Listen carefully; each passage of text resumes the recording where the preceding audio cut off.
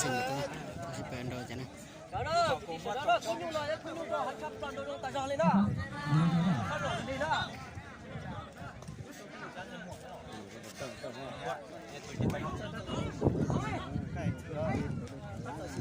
Tôi chỉ toàn mua đây là món nào cơ họ bốc.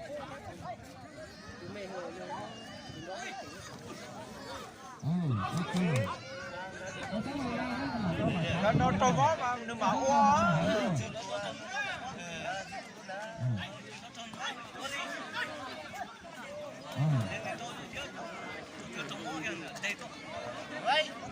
Bisu oh, kopi ya.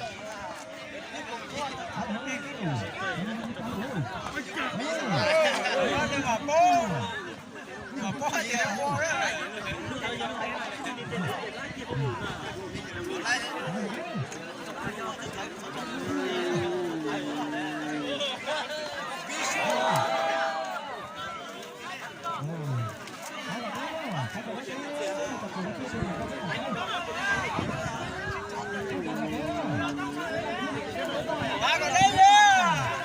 Nó lò nơi chị ơi.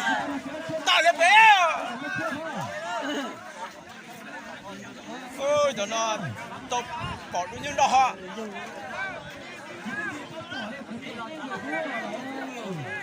Tôi sợ sạc thao đâu. Ra cả đấy rồi chị ơi. Ra cả đấy rồi. Tao bông á. Tôi đổ bông nó lên xuống nó chấn nó sắp khi xuống mà. Đi rồi.